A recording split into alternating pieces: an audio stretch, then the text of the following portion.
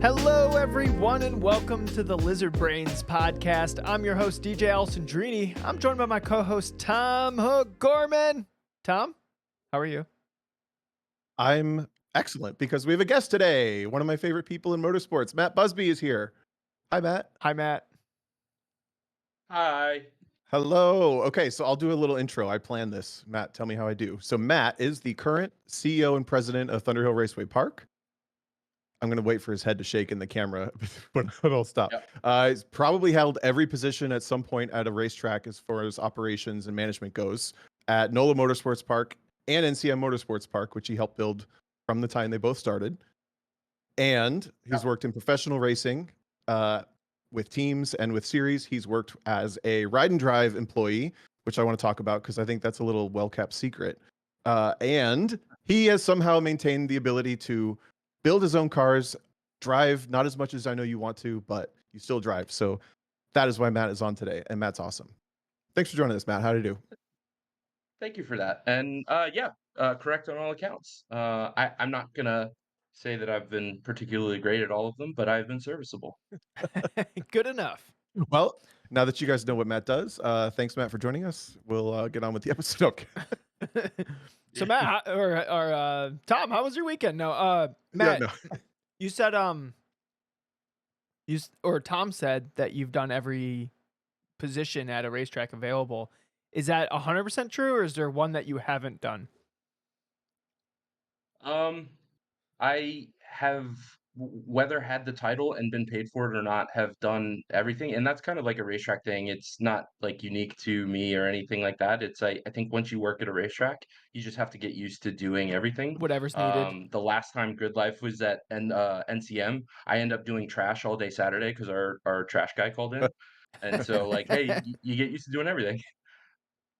Nice. There you go. So, Matt, we always start. How was your weekend? You probably have the best racing stories of the weekend because you work at a friggin' racetrack. Yeah, it was pretty good. We had a motorcycle track day customer here on the 3 mile course, and then we're getting more and more into these. Instead of having to have like a big HPDE group or a drift group or something like that rent the racetrack, we're getting more and more of these like 10-person friend groups that just rent the racetrack together and then go out and play all day. And so we had 2 days of that, two different groups on the west track, which is our 2 mile track. We had the SAC chapter SCCA autocross on the big pad, and we had drifters on the small pad. So we had a really, really good weekend. And then I got to play a lot of Diablo 4 and some sim racing. Nice. Oh, dang. How do we meet these friends? That's the only thing I was thinking of. It's a little bit different in that like Thunder Hill's not traditional in the way we kind of approach track rental and all that kind of stuff. Like I think most people think of track rental, so like if you went to go rent Mid Ohio or something, it's for a single day on the weekend, it's going to be $15,000 to $18,000. Whereas we have these days that our pricing kind of scales up based on car count. So like 6 cars on the West track is like $2,500, which is perfectly palatable. And then if you want extra things, you can get extra things. But like, hey, if 3 people have Miatas and want to go out and play with their Miatas, and then a couple of drift cars show up, we're perfectly cool with all that as long as you are responsible and don't leave a mess. Oh, I've never heard that model before. I wish I It's lived how closer. yeah, so we have the 4 surfaces, the 2 racetracks and the 2 skid pads, and we count days of utilization. Like we count it like inventory, right? So every day that the racetrack's there, it's like a gallon of milk. And if the Wednesday doesn't get sold, that gallon of milk spoils. So our job is to make sure that we sell, 364 days times 4 of gallons of milk. So across the 4 surfaces, we do about 1,100 days of activity a year. So how does that Holy work? cow. Like, because you're not going to sell like a Saturday to like 6 dudes with Miatas, right? Like, so how do you pick who gets the allocation? Do those allocations start like way ahead of time? So basically, like all the weekends are filled with like larger organizations, and then you fill in like the Yeah, so weekdays. 2025. Yeah, 2025, our weekends are already gone. we've already sold all of them, and most of it's like placeholders. Like, yeah, I'll take that weekend, and then you send the contract, and oh, hey, that Laguna gave me this weekend. Can you swap me out? And we have to play like if you've ever done organization for like track rental on a participant side, we have 92 unique renters that we're all trying to manage their schedules for them and try to get them time. That can be particularly difficult. Our business development manager here, Skylar, super cool guy. He's got an awesome RX3 race car. He calls the booking season "Everybody Hates Skylar season." So it's not fun.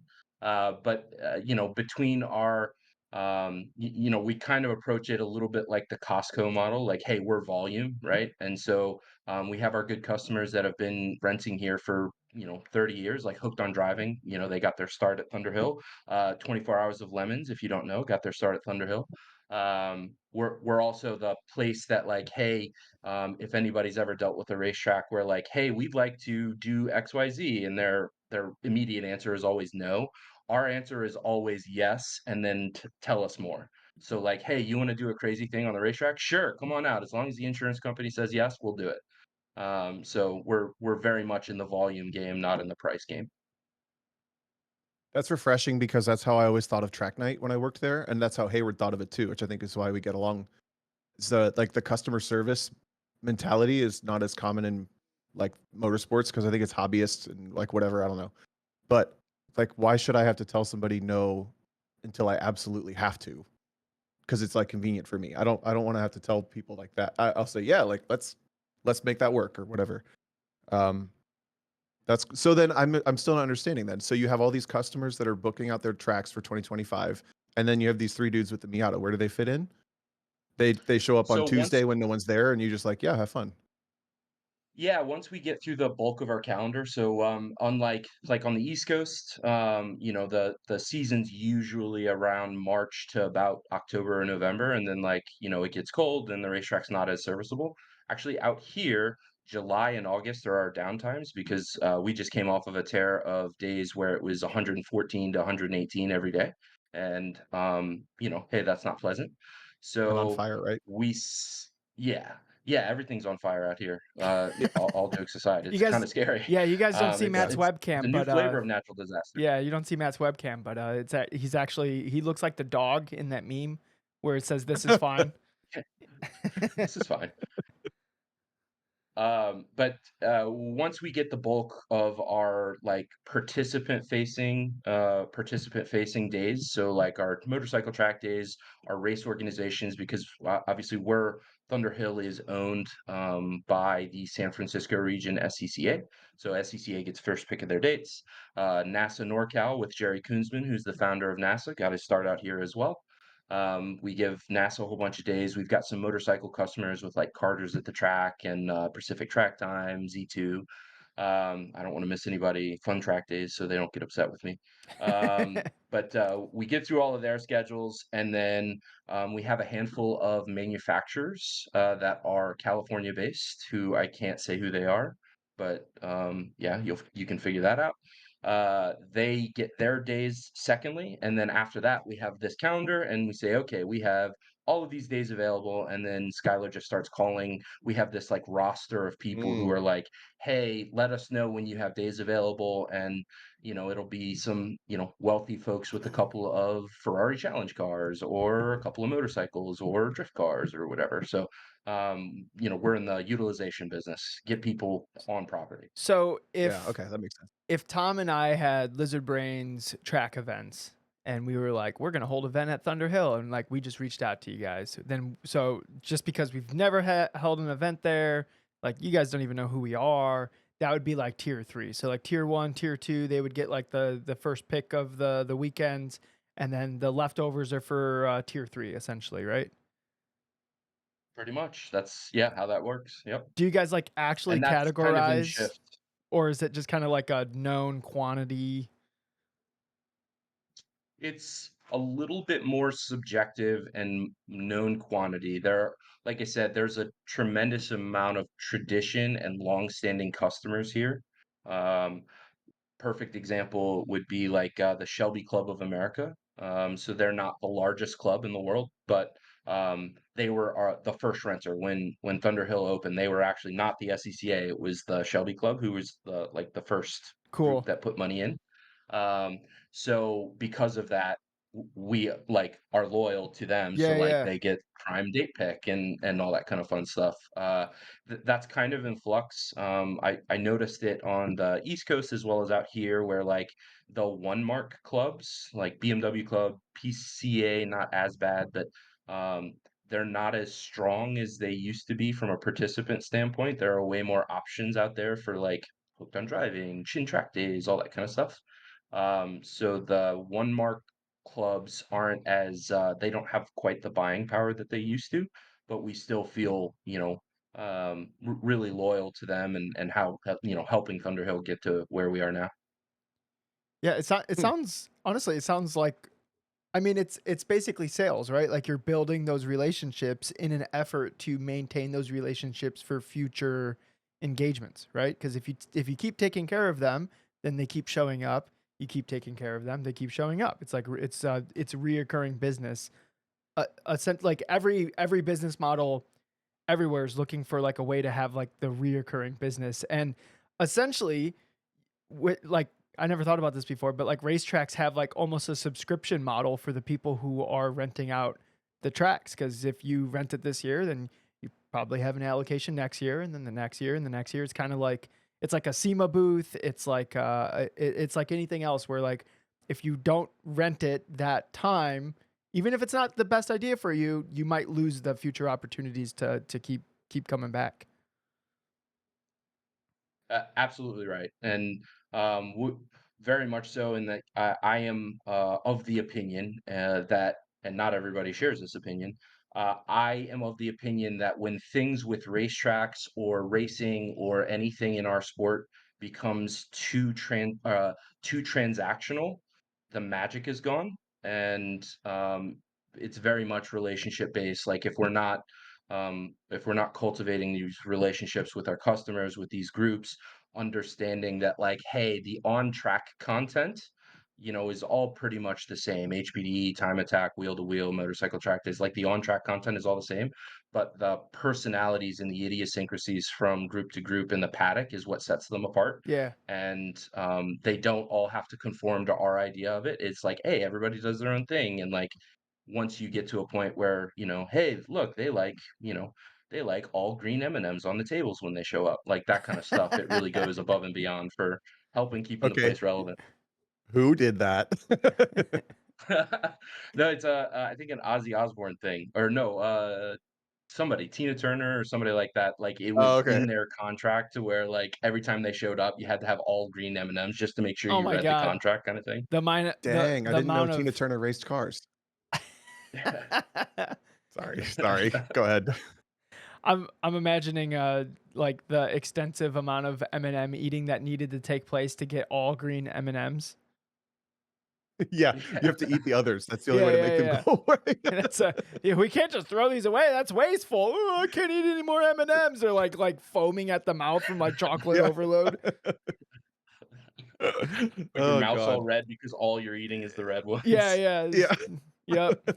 You're like, I could really go for a green one. Your hand gets smacked the moment you start reaching for Yeah. one. God. Those cost money here. For somebody who's never Yeah. had M&Ms, they all taste the same. That's why that is ridiculous. I wanna know if you haven't had M&Ms, email us, because what the hell? I that sounds like an interesting story. Please, yeah. Yeah, yeah, please. Okay, so that's really cool. I mean, it's like I started running racetracks 2 years ago, and yeah, the difference in like Autobahn reached out to us again over the winter and said they actually said because we had rented the day before Grid Life as a test. They said when we know when Grid Life is, we'll just put you the Friday before if you want it again. And I was like, hell yeah, let's do that. Like that was a super easy plug and play. Here's the new pricing, whatever. Versus like CMP, which I think operates a little smaller and less frequent, like a little more interpersonal. I guess I don't know, but they didn't. There wasn't like a salesperson that reached back out and said, "You want this new one?" But when Autobahn made it that easy, I was like, "Yeah, done, You're easy, like, wow, let's go." thank you. So that Yeah. Yeah. sounds smart. Yeah. Okay, real quick, DJ, do you have a good weekend? Dude, I got to drive You know how sometimes we have people asking like, "What's the most bonker car that you ever drove?" I think I drove the most bonkers car that I've ever driven before. So Yeah, I drove, that's why I brought it up. I want to hear about yeah. it. So I drove. It's like a kit car. It's called a Stalker. Um, and this one's like super super custom. It has like a LS3. It probably makes like 500, 550 horsepower, something like that. Has giant Hoosier, or not Hoosier. They were Goodyear actually. They were Goodyear bias plies. It's the same one that Jeff Kiesel runs on his E-Mod car. On the Yeah. rear of the car, it only weighed 1,700 pounds ish, maybe like a little bit more, like 1,750. And I was driving it to give feedback on the setup, and I think I offered valuable feedback. But the rear was so planted, almost to its detriment. But you could just 100% floor it at any moment. It would completely hook up in the rear and teleport in whatever direction you had it pointed. I could not believe how fast this car was. Like there weren't. I thought I wasn't gonna be able to floor it. I thought it was gonna be like one of those car like in an autocross where like if you ever floored it, it was a mistake. But the car had so Yeah. much grip that you could, and it accelerated to the point where I've taken a run in a dragster before that was like a 10-second car, and it felt the same acceleration, but I was like dodging cones. Like you felt like your innards and guts like kind of like mush like to the back of you when you were under Okay. acceleration. It was wild. It was wild how Dang. fast. Matt, have you ever driven anything like that? I put a picture on the screen. If you haven't seen this car before, you don't have a screen. It's basically a hot rod Caterham 7, like Lotus Super 7. So you picture like you sit at the back seat and then there's like a giant engine in front of you and little wheels and tires and that's it. Yeah. It was Uh, a big tire TA car. It sounds like that kind of experience. Oh, you drove Um, like a TA2 car, right? TA2, and I weaseled my way into O'Reilly like a big TA car once, and whoa. it terrified me. I bet those things sounds honestly, now that I have the perspective on motorsports that I do, those cars are pretty intimidating. Yeah. Yeah, so There not a whole lot of technology into it, but this thing looks insane. Did it so with as much, like, rear grip as it had, did it understeer everywhere? Did, yes, like, the aero help that or was part of my feedback. Is like you could feel it get pushier and pushier as you gain speed because the wing on the rear is so huge. And I think that's fine. I think having some like that stability at speed is fine. The problem is when you would get, because you basically it would accelerate so fast you would get it pointed, and then you would shoot to the next thing, and then you'd get it pointed and you'd shoot to the next thing, and it was basically like I felt like the way you would make time in that car is by figuring out how to make everything straight lines as quick as possible. But the problem was at low speeds, it, the outside front tire was the only thing doing all the work, so you were just waiting on that tire for way too long. So you couldn't influence the pivot or the rotation of the car at any point. You were just kind of a passenger until it finally pointed in the direction you could go, and then you would teleport to the next thing. Like it was wild how fast it accelerated. I would love to drive it again when we get the car to turn a little bit more than it already is. I was playing with the brake bias, but that was just kind of it was just kind of locking like the inside rear on the entry of corners, and it still wasn't Yeah. turning. So like I was like, oh my god, I like, couldn't get it to turn at all. So because they have a brake Huh. bias controller. This is Greg and Ann Vincent's E-Mod Stalker. In case you're like, what car is he talking about? Um, Yeah. so yeah, I think it was either I don't I don't necessarily think stiffer springs in the rear, but maybe like a little bit more rear ride height, and then definitely softer on the front because it never at any point did it feel like it was like diving on the outside front or leaning or anything. It just felt like the front like basically wasn't moving, which overloaded that outside front tire like almost instantly. Hmm.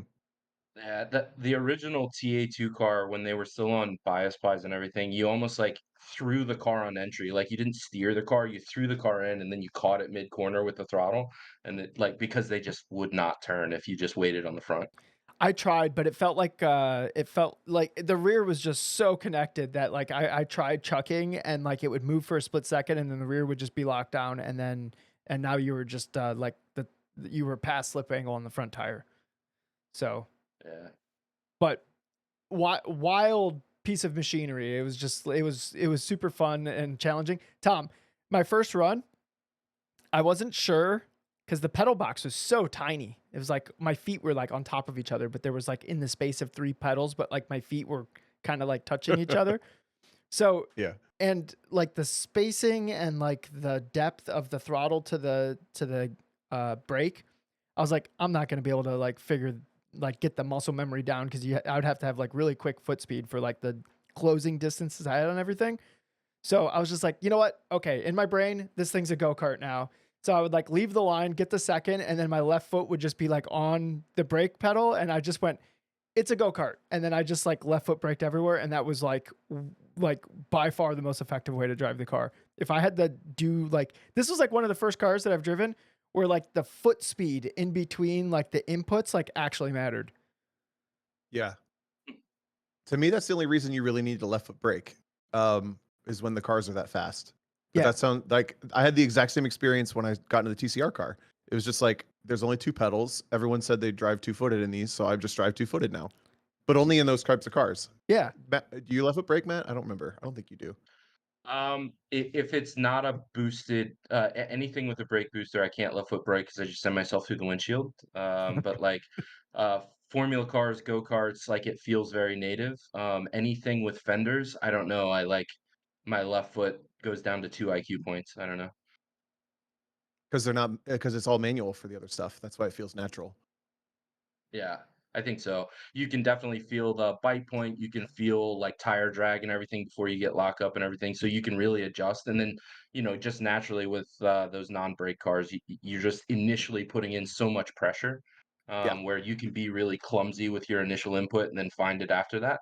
And I don't know, anything with a brake booster, I don't have the fine motor skill to do that yet. I'll At practice. at work, I've convinced Oh, a crowd of people. What? What, Tom? he threw in the yet there. You didn't Oh even get yeah, it. yeah. I missed it because Yeah, I I like was that. thinking about Guys, we got a nice. podcast listener on the Yeah, podcast today. nice, Matt. I enjoyed the yet after the fact. Thank you for that.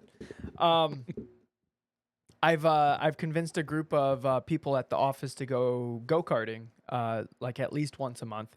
And yesterday, uh, I got a group of people to go out, and one guy's never driven a go kart before, and I was explaining to him that his left foot was going to be useless and he didn't quite understand. I couldn't I couldn't explain it to him in a way where he's like, what do you mean it's gonna be useless? I'm just gonna like hit the brake. And I'm like, dude, on your way to the karting track, try to like brake your automatic car with your left foot, like going there, and you're gonna be like, why is this so much harder than it is with my right foot? Like, that's what I was explaining to him with the go karts, because most rental go karts, at least every rental go kart I've ever driven, it only brakes with the rear tires.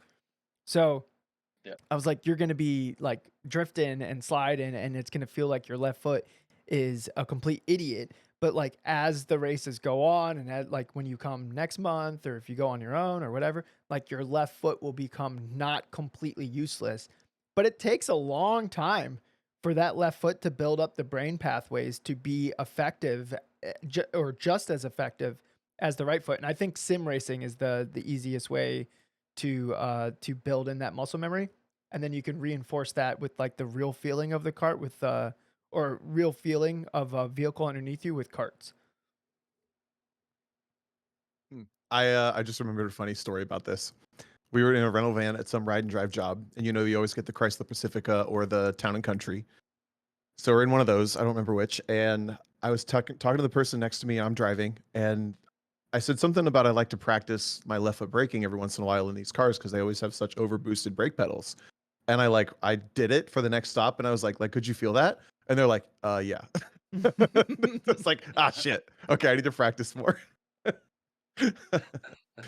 um, okay, so we dove in pretty quick, but Matt, how did you get your like? I don't actually know where you truly started in motorsports. How did you find your way into all this stuff?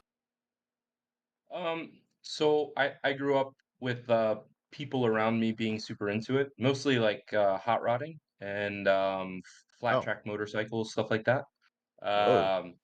but the way I got a job in it, so originally when NOLA Motorsports Park was being built, really smart guy. He's now the chief technical officer at USAC, so he's in charge of like all the timing, scoring, all the techie stuff at World Challenge and Porsche Cup and all that kind of stuff. A guy named Wes Ratcliffe, smartest human being I've ever met in my life.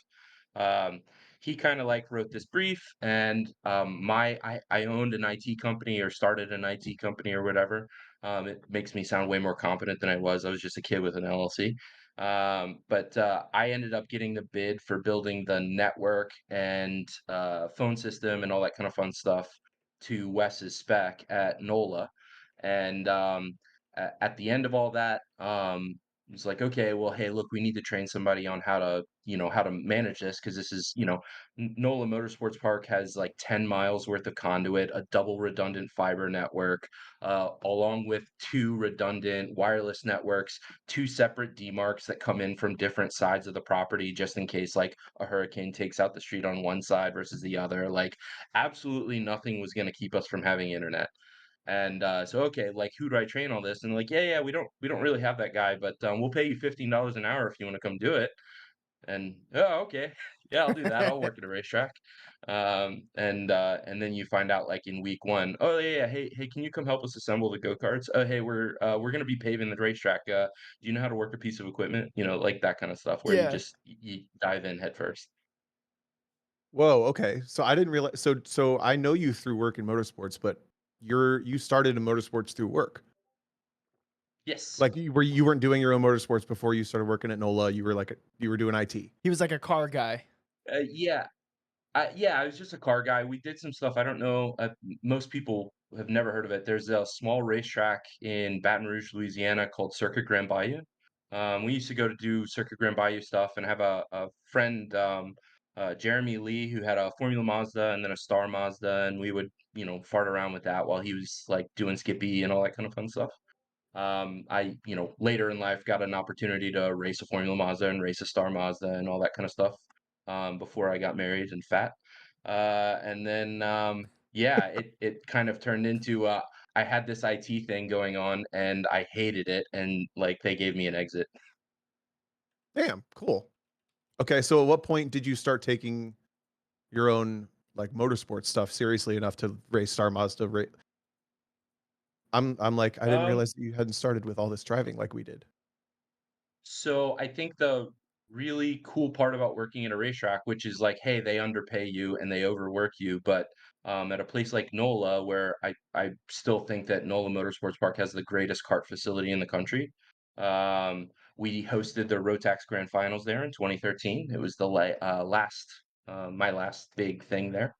Um, but like, hey, it was actually kind of cool in that like every year, instead of getting like a normal raise, like a normal human being, I would go in and say, hey, I don't want to raise. Can you just give me a tab in the kart shop and I can build my own go-kart? So like I'd get, a Rotax engine, and then I found a couple of Aero chassis for really cheap and started racing in the Rotax Club Series. And oh, hey, I'm not terrible at this. And kind of did a few things that we had some national events come through, Oh, and that's uh, genius, Matt. from there, Hold on, yeah, can we just my wife. acknowledge how smart that is? Because you were just gonna spend that money on that stuff anyways, so you got it like a tax-free raise by just having a credit in the stuff you were already gonna spend money on.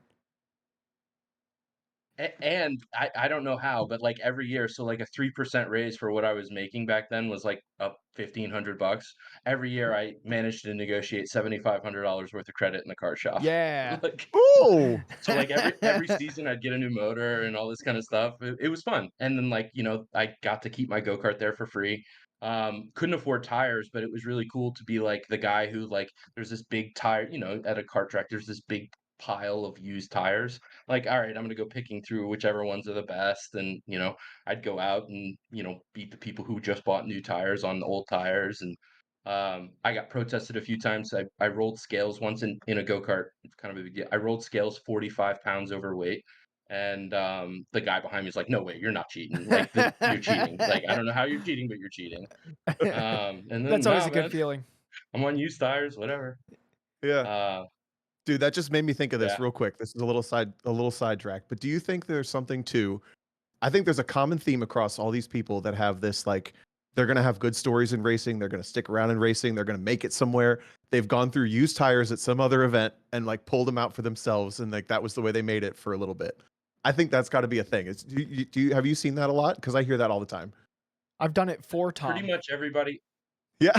Yeah.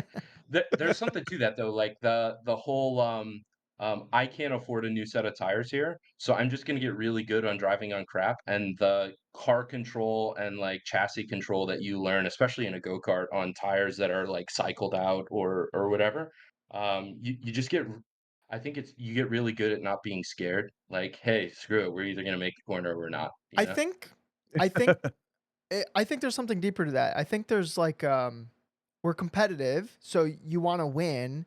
Spending more money isn't an option, so the only other option you have, it's like out of necessity, is to get better at the only thing you have control over, right? So if you don't have control over how, oh, I'll just spend more money, right? And the only thing you have control over is like, okay, well, I just need to go faster with what I have, then that's where the effort goes into.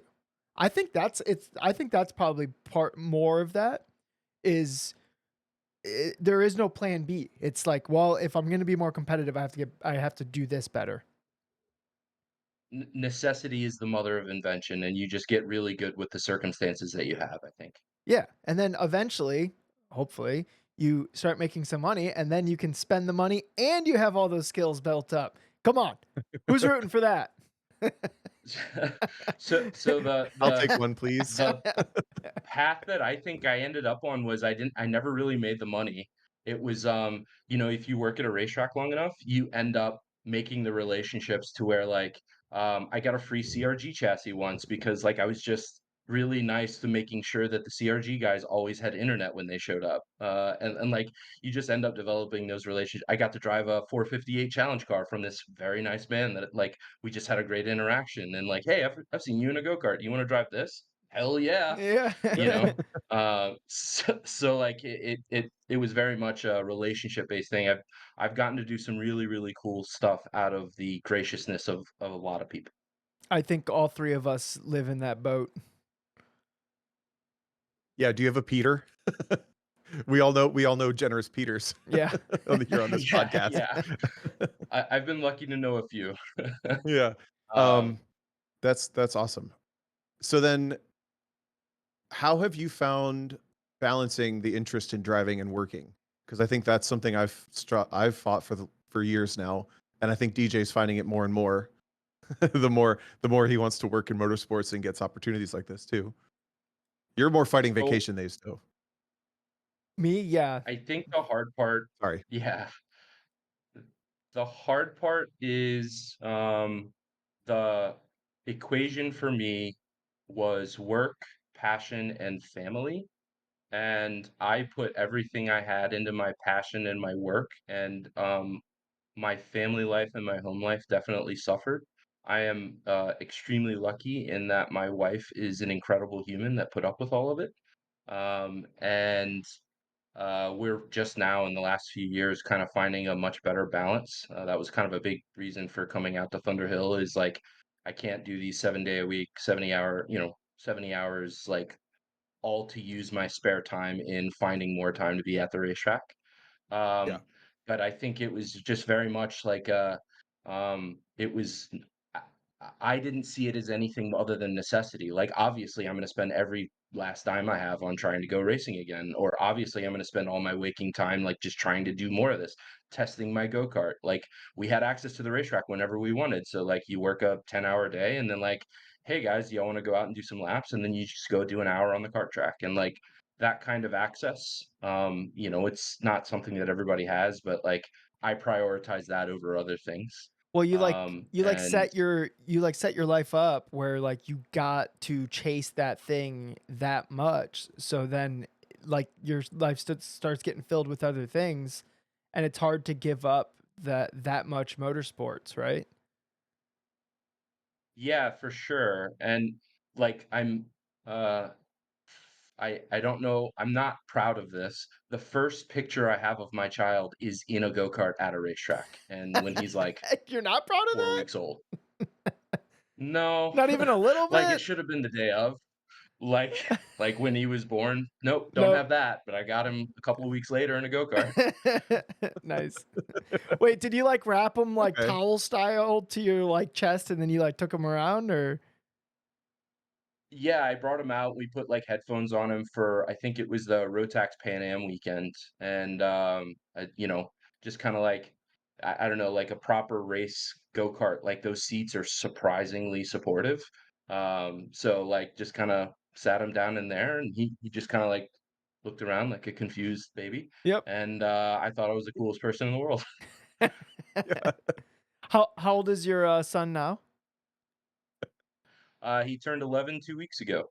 Is he is So he he's karting? I finally got him on my sim rig and he's like super into it Oh, now, so okay, I'm cool. excited. That is cool. You guys have been doing a little sim coaching, right? A little bit, yep. Together? Or did you just help him get his you just helped him get his computer set up? Nope. Me and Matt worked together a couple times. Like found some low hanging fruit, and then Matt would send me promising results, which always made me feel good. Thank you for that, Matt. Sometimes I coach people and I never hear from them again, and then like 3 months later they'll be like, "Oh, look how far I've come with all the things," and I'm like, "Oh, thank goodness! I thought I Yeah. lost you, or I thought like that was a waste of time for you, or whatever." But like right away, you let me know like it was worth it, so I appreciate that.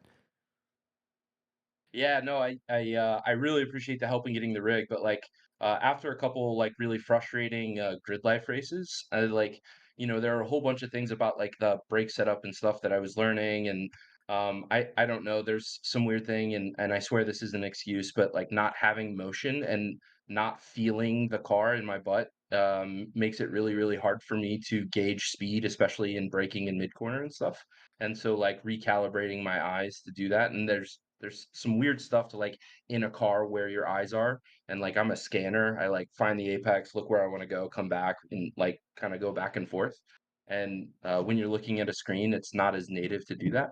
But DJ really helped me out. I think I mined like 15 or 1800 I rating in like 2 weeks in Porsche Cup, which made me feel like I was like doing something. And yeah, and then got really busy at work and haven't been on the sim rig in like a Oh month. my god! All right, They're you're grounded. I'm gonna assign you homework.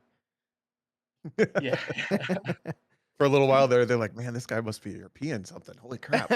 Then he disappeared again. you you got to do No, they those had early morning European splits. That's where you find the killers, man.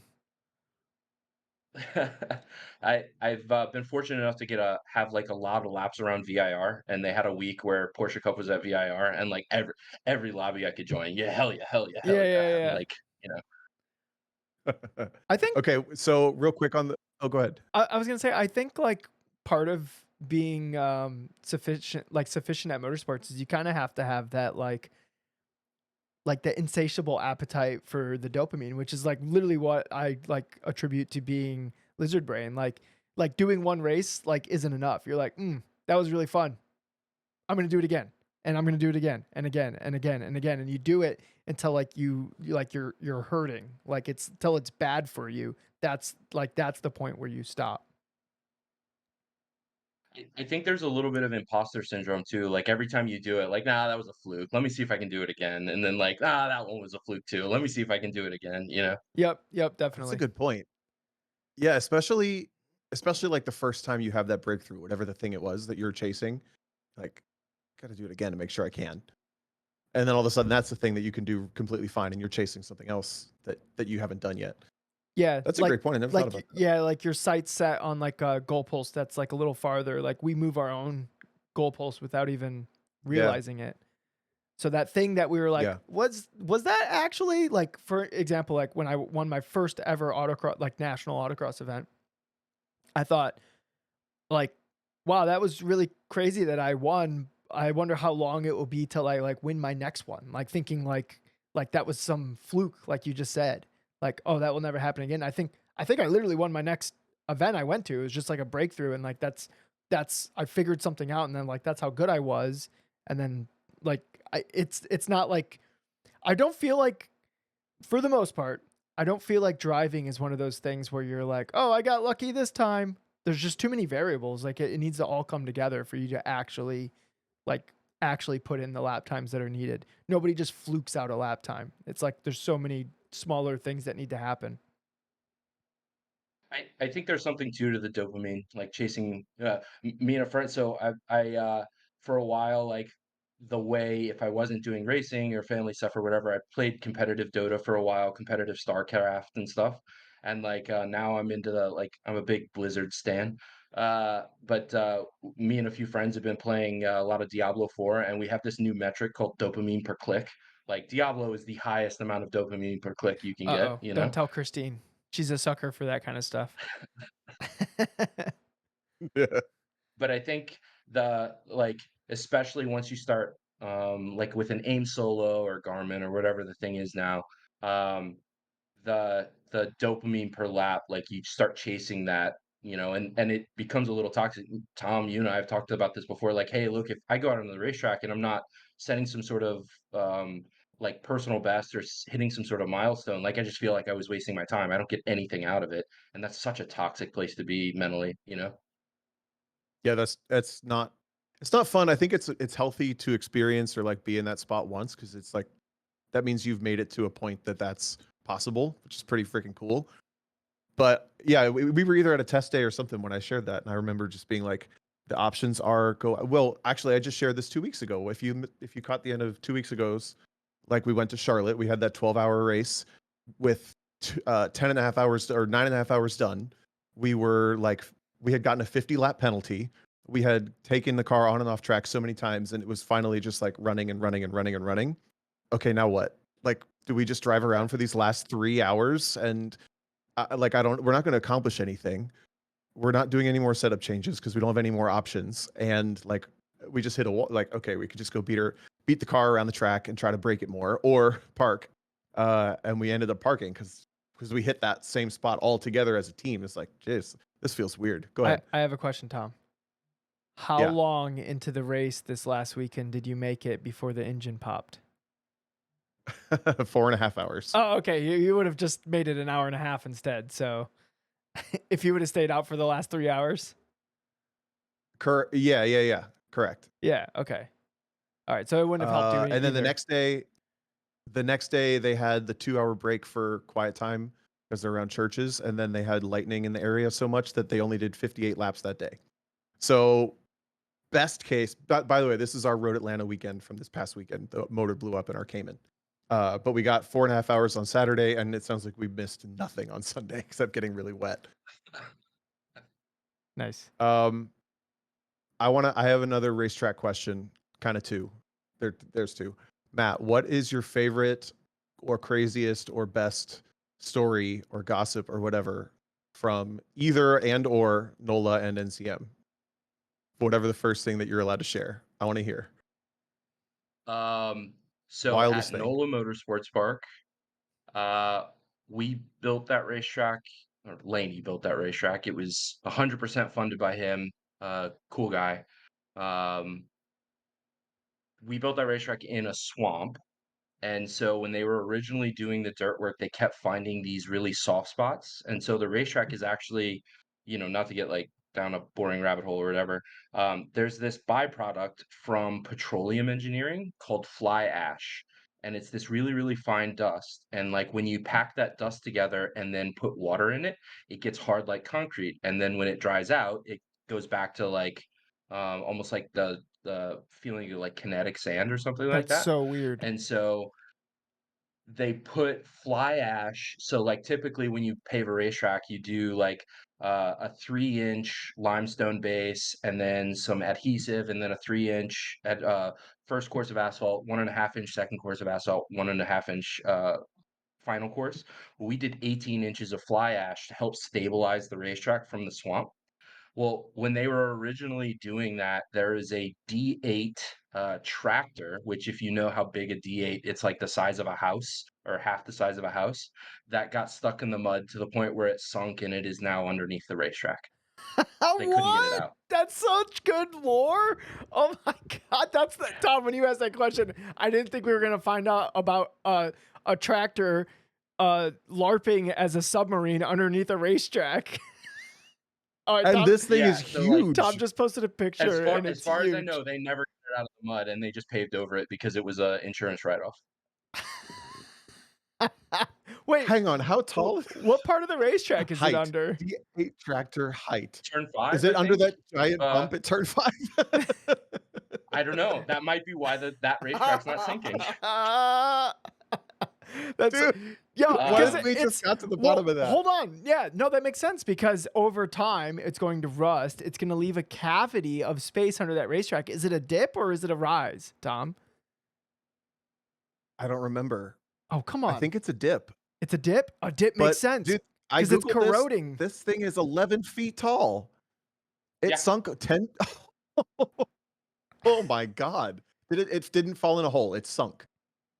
No, it sunk, like, they got it into the mud, and, like I said, it's like silt, like, that was all marsh, and it just, like, slowly like, the problem was it wasn't buried so deep that they couldn't get it out at that, like, early stages because it was weeks, if I remember correctly, like, where it, like, just slowly sunk. It was that the ground was so soft, they couldn't get another piece of equipment out that they didn't wanna risk another piece of equipment, and so they're just like, "Okay, well, that happens," and evidently, it was not all that uncommon, like, this happens. Like, this is a thing. Dude, someday when New Orleans gets washed off the map, inevitably they're gonna find so many tractors and construction equipment and just things underwater, boats, who knows? I was thinking like Whole 100,000 years from now, they're gonna be like out there with their brushes, being like, "What did we find here? Oh, we found a D8 caterpillar." They're gonna be all excited about it. yeah. Uh, and then there's a really cool lake. So like if you've ever been to NOLA, if you go on the other side of the racetrack, so the paddock is on, let's call it the west side of the racetrack. If you go on the east side, there's a road that's supposed to be villas, right? That was originally supposed to be the real estate. Well, if you follow that road all the way to the back of the tree line, there's a man-built lake. There was supposed to be the ultra high villas that were around the lake, and like you had waterfront property at the racetrack, but you had tree lines, so it like protected you from the noise. Well, it's right next to one of the main drainage canals, and so in at NOLA, at that point, I don't know if it's still like this or not, but that canal would flood, like it would overfill, and then the man-made lake and that canal would connect, and there were 2 or 3 alligators that got caught in the lake. And me and the speed shop guy and a couple other folks would we'd take brake rotors back to that lake at the end of like a long day, and we all went to to Academy and bought these like small 22 rifles or whatever, and we would just like put brake rotors on one side of the lake and then go on the other side and like feed hot dogs to the alligators and shoot brake rotors, and it's some of my fondest memories of being at a racetrack. Wait, you're shooting at brake rotors. Why? Because I they don't make a get that. sound. Just because they make a fun noise, they go bing. Oh, It's okay. just If you shoot at like you a piece drink of beer wood, and you like don't shoot even brake know if you rotors. hit it or not. But if you shoot a brake rotor, you're like, at least you know when you hit it. And feed alligators. All right. And feed alligators, You yeah. know, I've never And on the I've never bayou. really gotten like shooting as like a hobby or whatever, but if I had a satisfying like ding, like if I hit the target, I could see that maybe giving me a little bit of a dopamine hit. Ton of dopamine. If you can hit, like, with a 22 from 200 yards, it's like, "Hell yeah, I did something there." Yeah, yeah, okay. But you have to have a beer in the other hand, right? Like it's Yeah. Yeah, Yeah, like cornhole rules. yeah. with an alligator eating hot dogs at your feet. That's living. Yeah. We tried to graduate to rotisserie chickens, and that kinda made them, like, real ornery, so we went back to hot dogs. Yeah, the chickens are like, "Oh, these motherfuckers are holding out on us." A hot dog is like, they're trying their best." God. That's cool. Okay, so now we mentioned autocross. I didn't want to jump there too fast, but you are doing. Is this your first autocross nationals? It is. It'll be my first solo nationals. I believe I am co-driving with Hey Weezy Wagner in his, Banana RX-8. That'll be fun. Hey, I don't know what Yeah, I don't know what class it's in. I don't expect to do anything other than, be in a car and have fun. But I need help with how do I pack for solo nationals? Sunscreen. sunscreen and a Copy. hat for sure. It- Um, honestly, I don't think you need a lot, especially if you're co-driving. Raincoat. Scooter. There's If you have an a electric scooter scooter, is helpful. But you probably have connections to get a golf cart, so just use your Oh, connections to get a yeah, golf just get a cart. golf cart. Yeah, obviously. Copy. I feel Yeah. silly. I feel silly for saying electric scooter. Like Come obviously, on, you've earned it every once in a while. You earned it every once in a while. And, like, I have Uh, to it has to, like, be able to get onto an airplane. well, it's okay. You're gonna have some really good honestly, yeah, connections to get a golf cart on an airplane, but I like a believe in you. raincoat, an umbrella, sunscreen. Umbrella is for the sun as much as it is for the rain. Yeah, Extra socks. It always rains, and then everything floods because it's an airport designed to like drain. So this one area, it stalled. Do you remember that blue Civic I had? That hatchback blue Civic? Did we ever meet then? Yes. Yeah, that rusty thing. I got that thing. Uh, I drove through the heavy water because I thought it'd be fine, and it died. And it stalled, and I had to go into the heavy water and wade myself through it and push it out of the water and let it dry out, and it restarted. So yeah, bring extra like shoes and socks so you don't have you can like alternate shoes per day. That'd be good because you aren't gonna have a wet shoe. I would bring 1.5 times the clothes that you think you'll need. Cause Why? Copy Because that. it's hot. Alright. yeah, cause like you're gonna be sweating a lot, and then when the sun goes down to like taking a shower and like swapping into some clean clothes to like go then walk the course. That's the move. Dude, you know this from standing in a parking lot. You get filthy. Those ride and drive days, you go home and Oh, you yeah. look like you've been like working in a mine. Yeah, definitely. And I yeah, those some of those programs were rough. Did you do PS4S with us? No, I never got. I don't think so. So this is a good conversation because this is a thing I didn't even know about, and it's something that I found out a lot of people that live our lifestyle do. It's called ride and drive work. If you're listening to this, you've never heard of this. It's basically you work for a marketing agency that gets hired out by other companies to put on a marketing activation. You go to an event, you put up a tent in a parking lot, and you do something. And most of the major manufacturers will hire a marketing agency. There's only a couple major ones in the US to do all these cool events that are motorsports centric, and they get hired out for a lot of like race car people, motorsports people, or like modeling and that kind of thing type people. So I chanced into this through a racing friend, but this is something that you've worked. Did you work it consistently as like a full-time job, or were you always like racetrack and traveling? It was a side hustle to where, like, I was doing racetrack things, and because I worked at a racetrack, I worked for Mitch for so long, and he lived the ride and drive life for a long time, to where like, Yeah, "Hey, I have an opportunity to go spend a month at Thermal. Are you cool with that?" And like, "Hey, as long as you have the vacation time, yeah, whatever." And like, it yeah, actually turned out to be like some of the best like professional networking I could do is going out and working these programs. I've met some incredible people through these things. yeah. It's not easy work. I think I did 2,800 ABS stops over 3 weeks, and I never wanna do that again, from the passenger seat. Oh Um, no.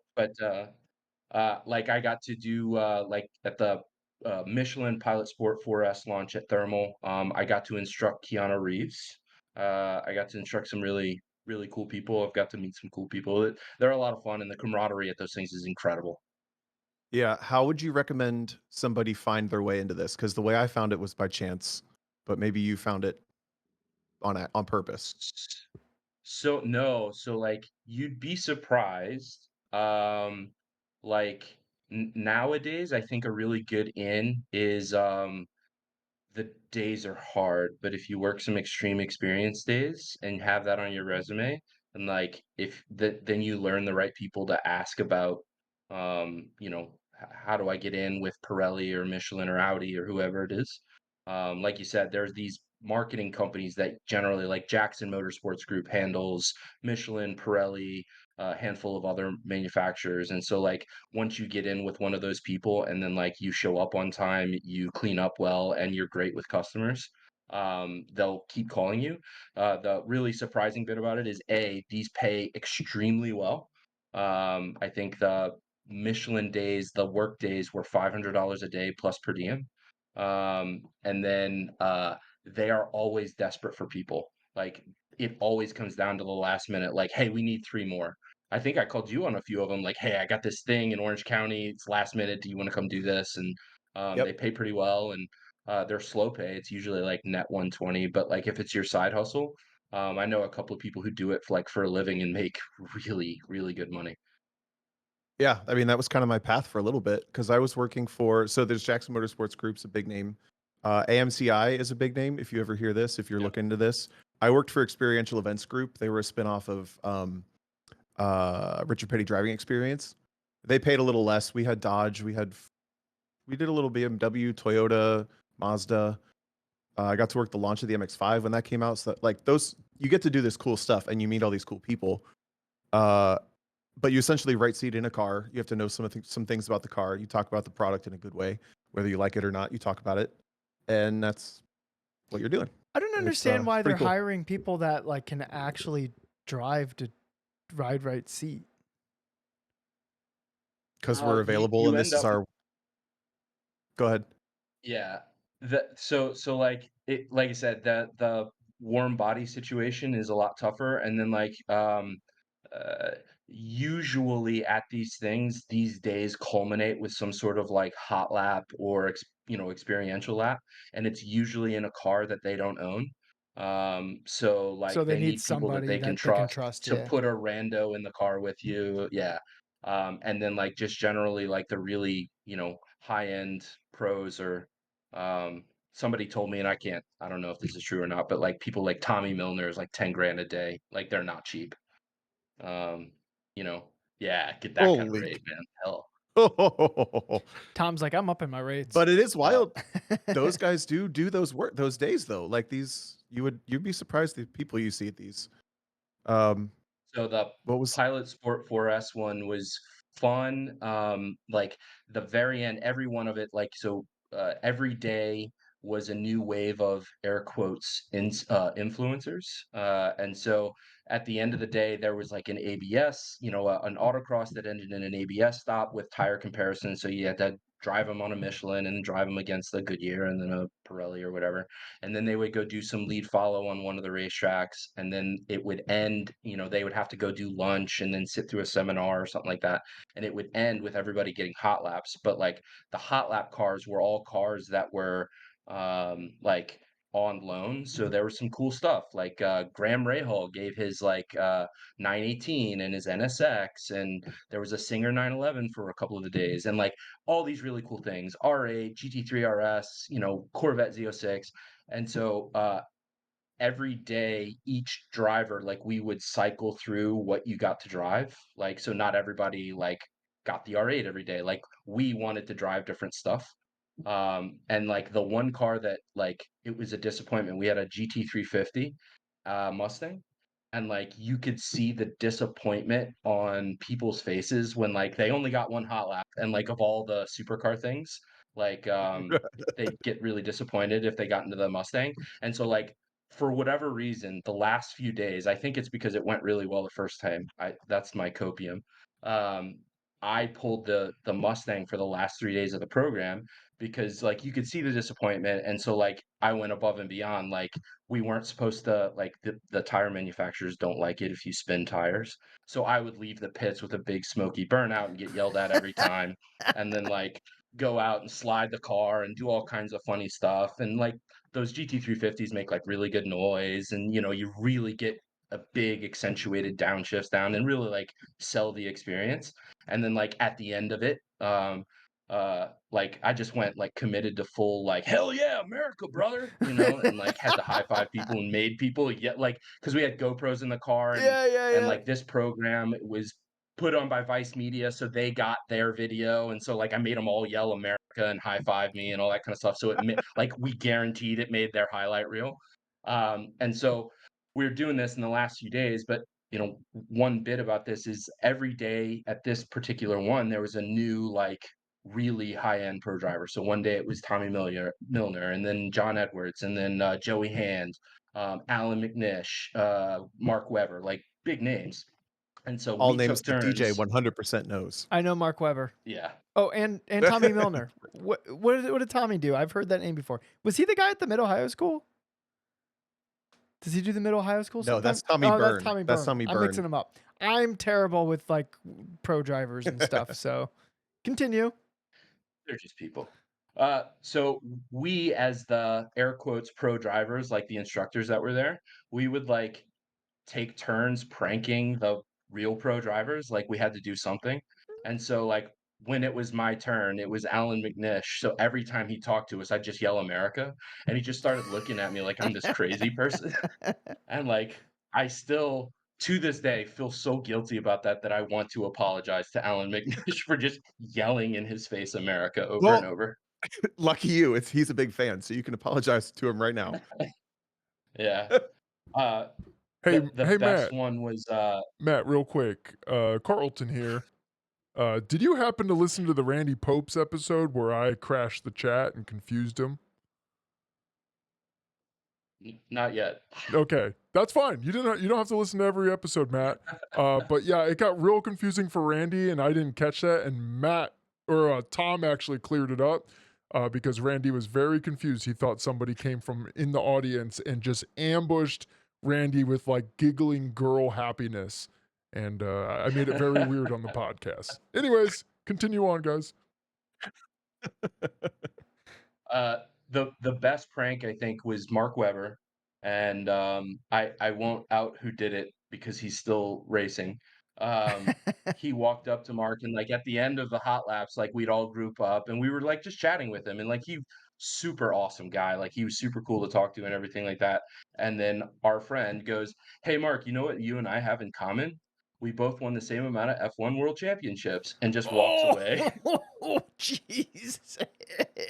Oh, Luckily, Mark, like, got it and, like, thought it was hilarious, but, like, it was Dude, funny. that's such a risky joke. You have no idea how that's gonna land. oh, holy cow! Oh my god. But it was fun. Yeah, I remember you told me Uh, who it was, and I forget now. I'm mad about that. That's okay though. You don't have to tell us on air. well, whoever that was which I has honestly, like has like balls of steel because yeah, I can't imagine like Christine put in the chat. She said she would die of embarrassment. Same. Yes. Yeah. uh those days are really long days. It's like 5:30 AM to like 7 PM, and you're doing something the whole time, and, like, you have to be representative of the brand, so, like, you have to, like, look really prim and proper, and you always have to be, like, on. Your customer service face has to be on the whole time. Yep. And, like, in that's definitely one of those things where, like, in the moment, it's, like, a thing, like, it's a slog, but, like, looking back on it, those are, like, some of the fondest memories I have are from those programs. Same. I worked them. I would say like 13 to 20. I think like 2013 to 2020. I worked them, and like the travel and the camaraderie with the team of people you're working with. You're right. Like and the story you told of the Mustang, you must have had like some either good connections or good seniority because you don't get to just go screw around at those. Like you're out if you go screw around, and at least the ones I worked. But Yeah. uh, they're long and hard, and you live out of a suitcase. But you're right; they pay really well. They connect you really well. I feel like I got so lucky to find that by accident to work in motorsports, and you get to pick your own schedule, and you start to understand how that whole like gig industry works.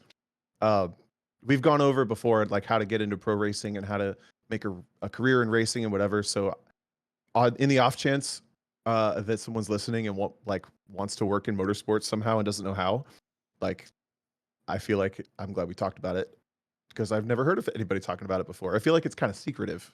It's a little secretive, a little I competitive.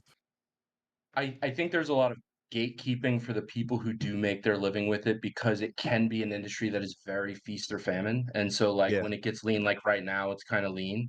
If you have too many people calling, hey, do you have any work? Hey, do you have any work? It gets tough, especially like because then it becomes a race to a bottom on who can I get to show up for less money. Yeah.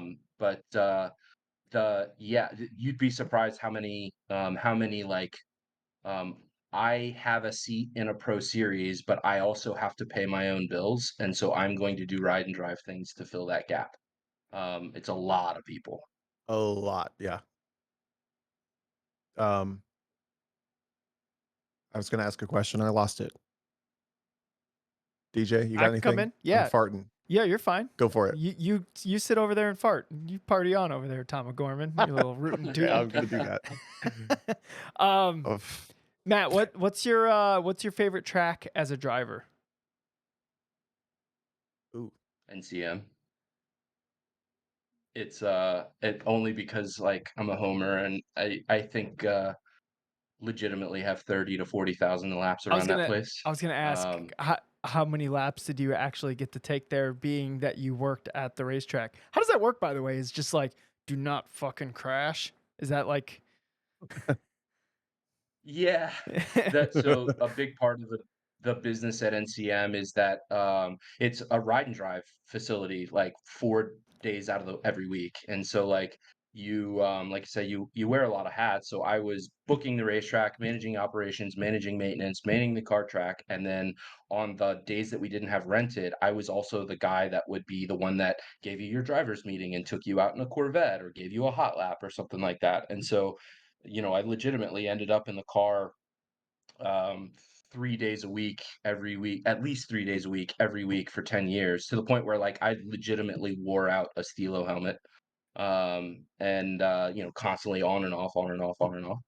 Um, but that place, the risk reward is really high.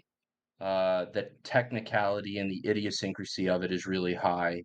And there are a handful of places I really like. Road Atlanta, I really like VIR, but the margin for error for those places is almost not as bad as NCM, and that makes it like I've never driven a lap at NCM and been bored, Same. and Yep. that's a thing, you know. I've only ever done time trials there, but man, I would love to do some kind of like endurance race or something at NCM, just to pound laps for an hour, 2 hours, like at a time. That'd be really cool. Cause I've only ever experienced NCM. Uh, the most laps I've ever had there was 1 lap, and because we got an out lap and then 3 laps. That was the most laps I've ever done in a row at NCM. In the Wow. rain, I'm sure, which is terrifying. Oh, it was fine. It wasn't even that bad. Yeah, Uh, it wasn't too much y- rain this yeah. time. The previous The year though. previous year was bad. That was for Tom. I didn't do 1 lap. The previous year I did 1 lap. This like in May, a couple months ago. Um, but yeah, I would love to just like be able to just pound some like serious laps in and just have the car change like throughout the session and mitigate that change for the laps. Yeah, but I've never done more than 4 laps in a row at NCM. So, because even when Huh. I would do the practice days, I'm always in somebody else's car, so I try not to like burn it down to the ground. I just do a couple laps and then I reflect on it and do a couple laps and reflect on it. Yeah. That the combo of that just made me think of this story that I want to tell. So Matt, you told a story of NCM and DJ asked, how does that work? Do they just tell you not to crash? Can I tell the story of like the first Oh, time I met Mitch Wright? Matt, do Oh, you remember this geez, story? the C6, the blue Yeah. C6. Yeah. Yeah, yeah, Can I tell that story? Okay, real quick. It's a yeah, short one, kind of, but it's relevant to everything here. So this is literally 10 years ago. The first year NCM was opened. At the time, you guys had a blue C6 Z06 school car, along with a couple other slower, like C5s and base C6s, I think, right? And yeah. I got hired by SCCA to come I was doing track night. Maybe not. No, I think I got sent down to do just a PDX weekend, track day weekend, and we were instructing. Dave Santel and I go down. We have Dave's STX prepped autocross BRZ. It's not very fast, but it's track prepped. And then NCM loans us their C6 Z06. That's the fast car. And Dave and I are instructing people on the racetrack. We have a slow car and a fast car, and we use it all day to take people around. We're following them or leading them with radios and coaching and giving instruction. One of my favorite coaching models I've ever done. I actually think it was a really productive day. Uh, because we had a car that you just like you could chat and drive one hand in the C6 and keep up with somebody in an M3 or something. It wasn't too bad. So we get to the end of the day of a 2-day weekend. It's hot. It's been a weekend of just like in and out of all these cars and taking laps and this and that. And my judgment was gone or something. I don't know what. It oh was like yeah, an advanced group that's what's session at going the end on. of the day. And I thought, I have the keys to the C6 Z06 and I have a racetrack and I'm working this event. I'm gonna go out in this advanced group at the end of the day. So I take my happy ass in this school car that I am not supposed to be driving 10/10ths on a racetrack out, and I'm doing laps of the West Course at NCM. And I've met Matt before, and Matt and I have a good little rapport that we've met before, I think. Yeah. But I had never worked with Mitch, who was at the time Matt's boss. And I actually think it would be fun to have Mitch on someday. I don't know him as well as we know each other, Matt, but I know he's got great stories too. Oh, Um, yeah. And he's working as track ops manager, and he notices his school car doing 10/10 laps around this racetrack. And he goes, "Who is in that car?" I don't have a radio, but I got black flagged by the corner workers, and it clicks. I just made a horrible decision. What did I just do? I just got in trouble. This is like, You're like, and I'm whose immediately car thinking, is I just got this? fired from SCCA. I don't have any connections in racing anymore. Like, I went worst case scenario, and I come off and I meet Mitch, who's at the time he must have been in his mid 50s. So, you know, he leans down and he gives me the like, I'm not mad, I'm just disappointed dad reaction. Ooh, the That worst one. Mitch, yep. it was the worst one because I remember I think I texted Matt or messaged Matt or something later. It's like, I made a huge mistake, and I called Hayward right away because I thought I was getting fired, and I was like, I'm gonna beat him before Mitch gets to him. Like, you need to get rid of this kid that just stole my car.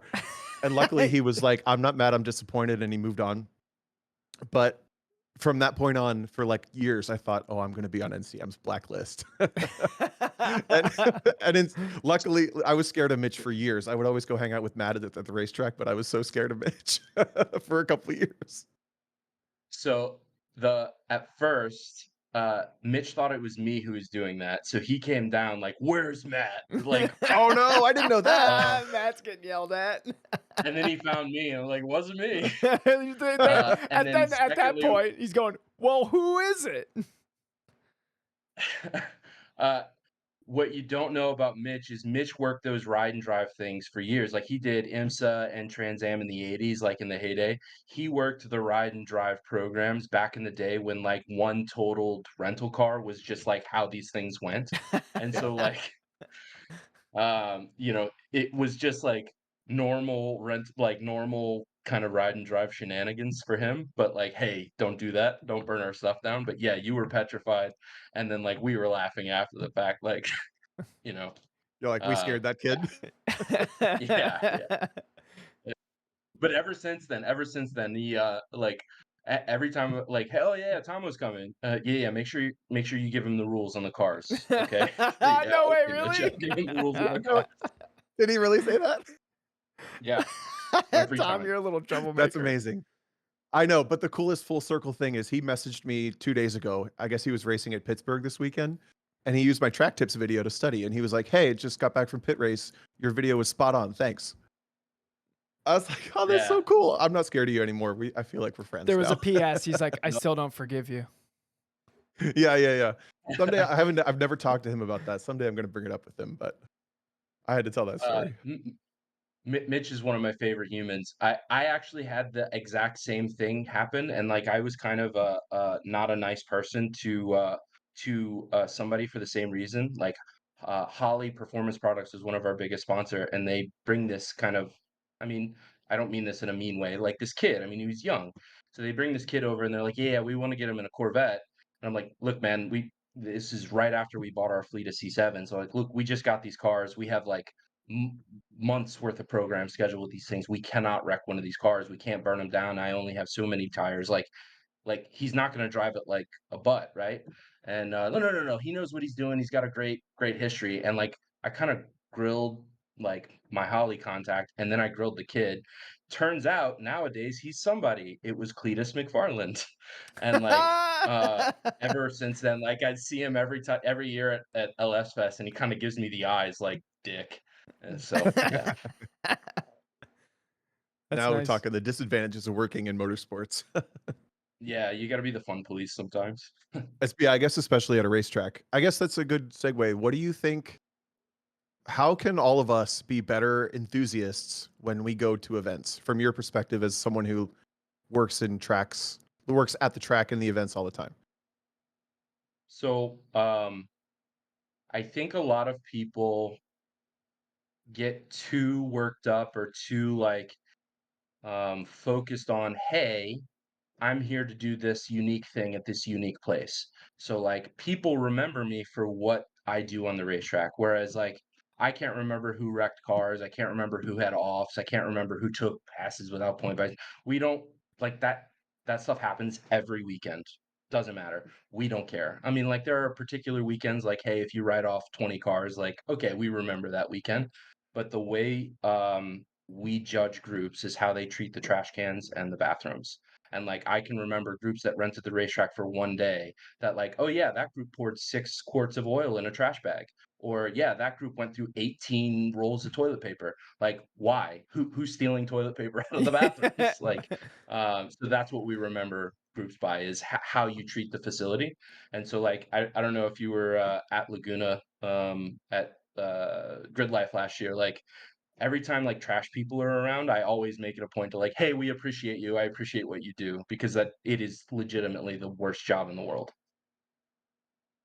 I remember you did that, and they looked over like, "Oh, what?" Caught them off guard. I'm gonna try to at pit race the next time I'm there when I see them emptying trash bags and be like, "Hey, we love you," and just like have them stare at me awkwardly. That sounds good. Yeah. I like that. I won more Formula One careers than you, or race championships than you. We have the Yeah, same amount Right. of but Formula like One championships. I can remember tire people 15 years ago who would peel the stick, like the backing off of weight stickers and then just throw them on the ground. I remember that more than I don't even know what group they were there with, but I remember that guy. Dang. Okay. So it's just that simple: bathrooms and trash cans. Well, here's the thing is because Tr- if you're Treats an like they're asshole on the guests, you know? racetrack, you're generally not making more work for the people that are there, right?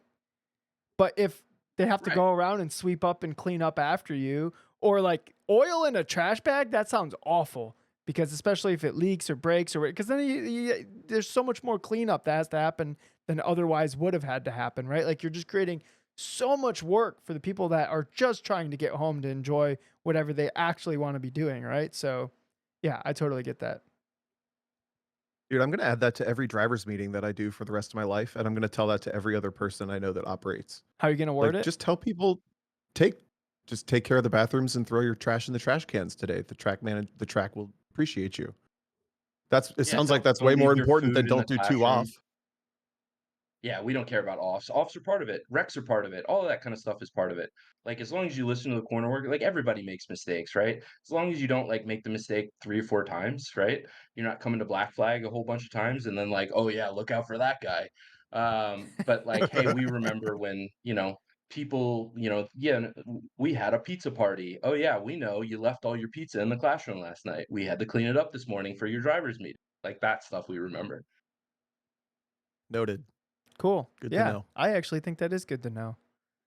I'm gonna become best friends with the pit race trash guys.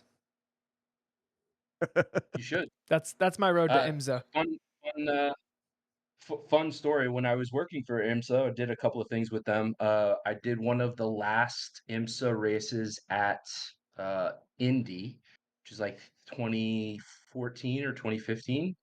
Um, and I don't know. I think this person kind of has a weird reputation or whatever. But I watched Patrick Dempsey pull trash for the Indianapolis Motor Speedway folks, and then like give the trash guy a bunch of money. And like he was so like thoughtful and like tried to give him food and like kids, they always do like really high end catering and stuff. Like he was really, really good to the dudes who were pulling his trash, and it made me respect him a ton. Yeah, no kidding. Kind of like Sebastian Vettel picking up trash in the stands after a race. Yeah, like just good human stuff. Yeah, Be thoughtful. Be a good human. That's how to be better at a racetrack, is just be a good human. just be a better human, everyone. Guys, it's really not that difficult. I said that with We sarcasm. do that in our event prep meetings and stuff like that. We don't treat it like we're a racetrack or whatever. Like the kind of like conversation is like, hey, we got people coming over. We got to make the house look nice. Like, hey, Yeah, that's how we feel about it. Is you're coming over to our house. We want it to look nice, and we want you to treat it like you're coming over to somebody's house. Seems very simple. yeah, that makes sense. Yep. Go ahead. I was gonna say at a lot of times when you go to autocross sites, because those are rented, and the how well you take care of them is part of being able to keep the autocross site. Part of the drivers meeting includes pick up your own trash. If you see somebody else's trash, pick that trash up. Like we just have to make sure we keep this site. There's like a team effort to just not be a bunch of maniacs essentially. Yeah. It other than that, I think you know, we've seen some pretty ignorant things. Um, people doing dumb stuff. Uh, Like? uh, one, uh, there was unnamed endurance series there, and there's this fella, and he's an older fella, and he's got a cigarette hanging off your lip with like 2 inches worth of ash, as you do. And he's standing next to two open drums of ethanol. Like, hey, buddy, you need to take 3 or 4 steps Oh my back. And it was like god! inside one of the buildings.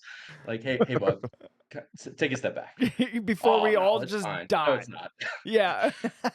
Yeah, I do this all the time.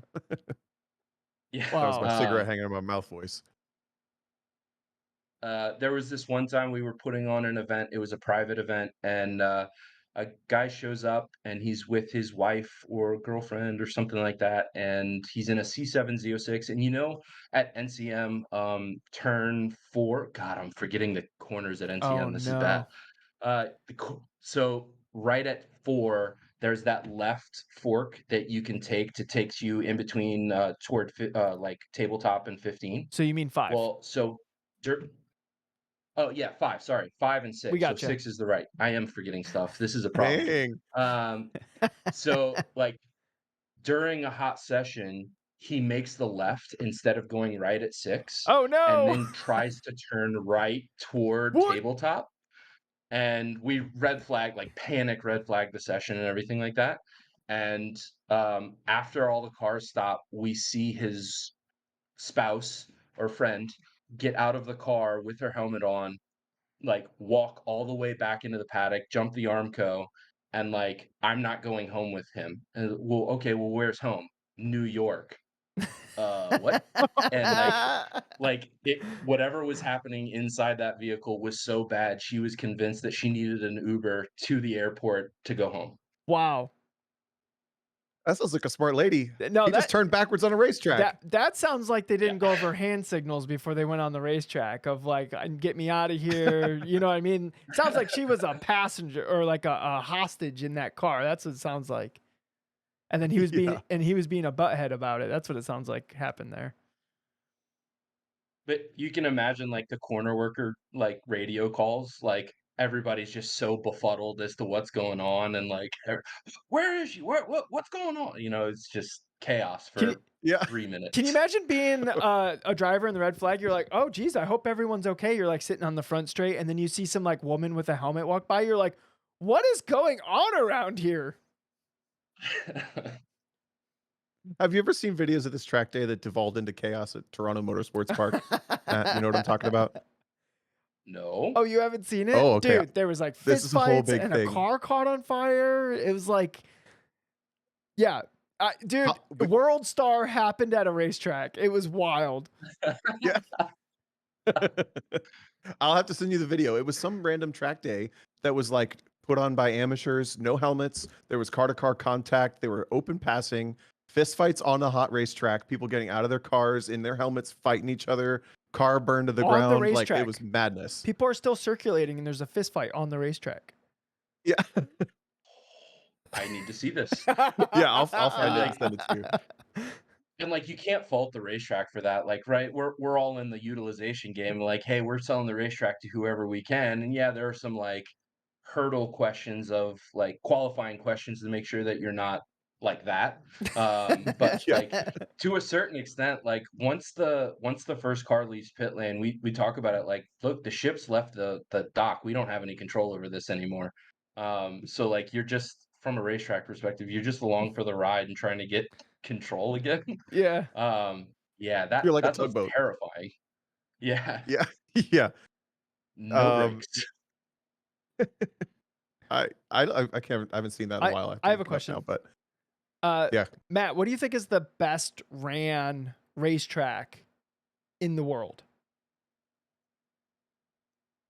Ooh, Thunderhill. I was gonna say noise. Well, because I like don't know. I used to work at a country club, and I wouldn't say that we were the best country club in the world, right? Like a country club golf course. So like a racetrack's kind of like a country club, right? Like like being in the industry, like, man, that's a really well ran track, or or just like what do you think would qualify as the best ran racetrack? I think the having a staff that understands uh racetracks are in the want business, not the need business, right? People aren't there because they need to be there. They're there because they want to be there. And I think the professionalism of understanding what that relationship is. I have a tremendous amount of respect for the staff at Pit Race. I have a tremendous amount of respect for the staff at Autobahn. They're all really good folk that understand the ins and outs. Uh, it can be hard. It can be really hard. I think a lot of racetrack staff can sometimes get some not great reputations for being the fun police. Some are better than others. I think that, you know, the judgment that you can make on whether the track is well run or not is if you make a mistake, the level of unhinged that the track staff comes at you with, That's a if good they are very metric. calm, it's a row one place. Yeah. If they come at you in full feral, like it's probably not a really well run place. Yeah, because they already have they're already stressed out. Exactly. Yeah. Yeah, that makes sense. That's a good metric. I don't Really know if good I've ever metric, been yeah. yelled at by somebody that works at the racetrack.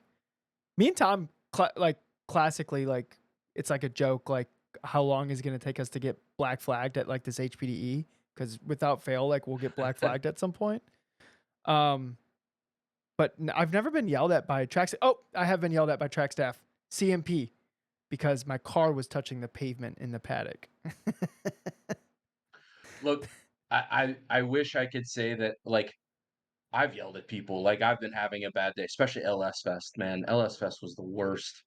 Um, like I've yelled at people that you didn't deserve to be yelled at. you guys couldn't see it, but And Matt's I face on the camera looked like he has PTSD. Yeah. He went somewhere for a Yes. second, but it's okay. He's back. um I owe some people, some strangers apologies for it. But like, hey, people have moments. Everybody has moments in their job or whatever, but like just in general, um, you know, if somebody at a racetrack has to ask you to do something more than once, just in general, like it's not going to go well. Yeah, I remember the last TT Nats I think we were all at together. We were done at like 2 p.m. and we made a little scooter course that we could scoot around in the paddock. It was like chalk. And I think at Matt that was still point, you there, and I have right? known each other for 10 years. And you're like, it's okay for now. No motorized vehicles, period. And I'm like, I know what you mean. Like, that's not a joke anymore. Like, that is. And I had so many Yeah. people with electric scooters come like out. They want to take it around. And we had, And I was freaking defense yeah, at we the had to start shoo line. him Like, away. this is like a zero tolerance. Absolutely not. I'm not going to be the one to get in trouble for this. No motor scooters on this little track. Also, I mean, even on Because the I don't want you to have to come to me twice. You already told me once before Also- it even happened. even on the kick scooters, we were all eating shit on those scooters. So Yeah. like we were all falling and like No, and I'm in the tent drinking beer, watching it pouring sweat. Like, God, is this going to end in insurance claim? Yeah. Uh, We didn't go but very long, I luckily. I will say I stole that.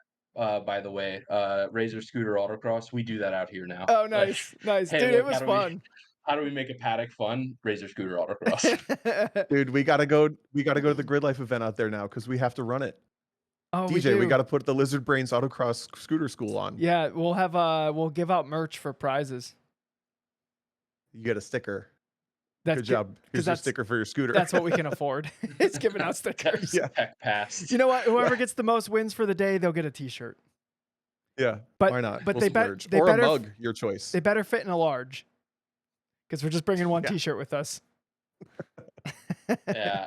So one of the things, because so rules at racetracks just in general don't get made out of thin air. They get made because things have happened. And so like absolutely no motorized things. So we've had to shut down mini bike jousting, like midnight mini bike jousting. Like, yeah, no, guys, you can't do that. You can't do that. What do you mean we Um, can't do it? Yeah. Wheelie competitions. So fun story that I think is one of the times that I got a little angry, and now I can look back and say that it's very funny. So Pat Dougherty, So he is with Valvoline. His dad came to a track day at NCM in a helicopter and landed in the paddock, like in the paddock with everybody. And like at first, my maintenance guy went over there and is just like screaming at him, like, dude, you can't land here, you can't land here, you can't land here. And then I go over there and like I go over there ready to yell, and then I see it's Pat, and like I went down, my blood pressure went down like 4 notches, but I was still angry. And like to Yeah. this day, Pat gives me a hard time about it. Hey, remember that time? She's like, yeah, man, I'm sorry. I feel like if Well, you, who would think it's okay to just land a helicopter wherever you want? I don't know. I feel like if you're It's a ever, That's gray a area. hold on, no, look, It's a gray area. look, I might out myself a little bit here, but if I'm ever in a life position where I'm just flying my helicopter to a racetrack, guys, I'm gonna land wherever I want, and I'm not gonna care what you think about it. Like, like, let's be honest. I feel This like it's is part why of the the world is helicopter experience. yeah, Yep. not giving a shit what you're supposed to do. what Oh are you gonna god. What are you gonna do? Tell me not to do it anymore? I'm in a helicopter. I'll just Yeah. fly away. Wait, so this gave me two really good questions. The first one is, Matt, how fast? These are a little, you don't have to get yourself in trouble. How fast have you gone in a safety truck on a racetrack, on or off the record, during or on not during hours? Um,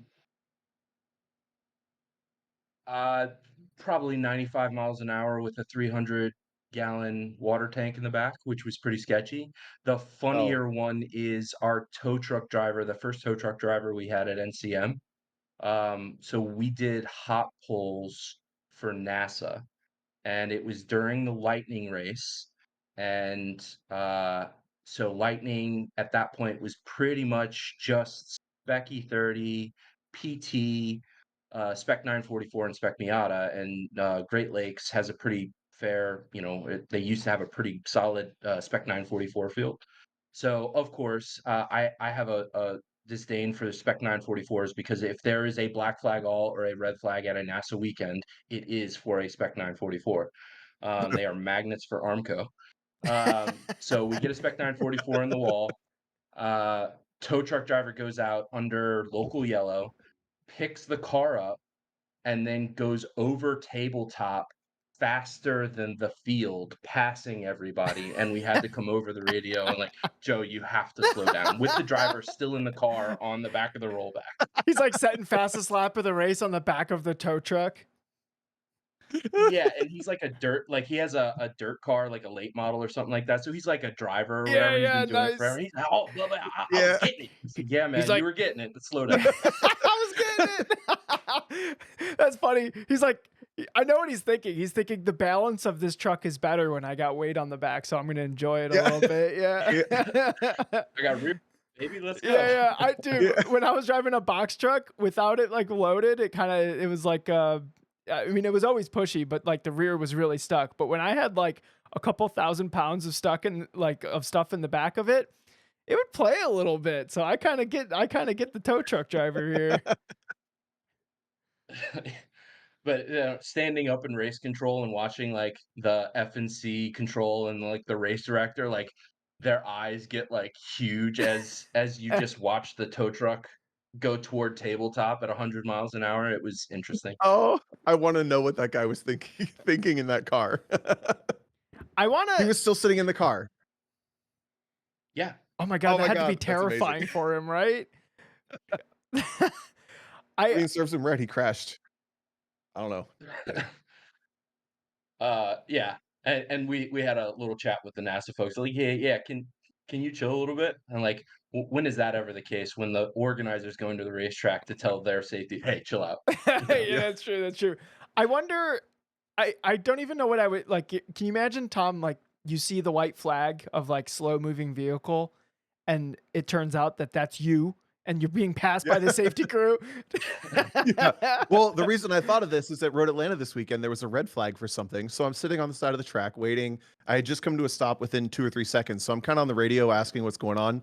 And all of a sudden, I have this whoosh by me, and the car shakes, and it's the safety truck down the back straight at like at least it has to be 100 miles an hour or more. he'd clearly been going since turn 7 and he got somewhere to be. So he passed me at turn 9, like, I don't know how fast, but it scared the shit out of me. I was like, I gotta ask Matt how fast he's ever gone in a safety truck. I Matt, feel like there's got to be a Uh, story, and that was a good that story. that one was pretty sketchy. I've loaded cracked in half McLaren onto a reliable carrier truck with a telehandler. That was actually really scary because like the truck driver was petrified. Yeah, some crazy stuff you do in equipment. We Yeah. almost lost a lawnmower at NCM to a sinkhole on Thanksgiving Day. I got a call from our lawn guy. He's like, "Hey, I need somebody to come help me. I'm stuck in a sinkhole out at turn 15." Holy moly! Most disaster prone track ever. Yeah, yeah, Yeah.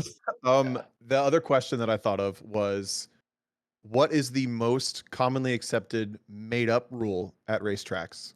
Again, you don't have to answer if you don't want to, because you said rules don't come out of thin air. But to me, there's a couple across the board that are accepted as rules that make no sense. Ooh, I want to know if I you have want, any. yeah, I Oh wanted to see if man, Matt has any, and then I want Tom to say them, and then Matt immediately explain why that's a rule. yeah. Let's do that. The one I can give you the other side of this. The one that everybody gets really aggravated about, but is a legit rule, is the all the hurdles that we put people through for drones. They're like legitimate general liability insurance requirements that we have to have an insurance cert. We have to have your FAA license. We have to know the weight and everything of the drone. And it's a nightmare for us. We don't want to be fooling with it. But like everybody that comes out, they're like, "Oh, really, dude?" Yeah, man, we really do. Yeah, that makes sense. The one I'm thinking of is pants while you're driving the car. Um, What are your thoughts on pants while driving your car? What is Matt's thoughts on pants? The real questions here on the Lizard Brains podcast.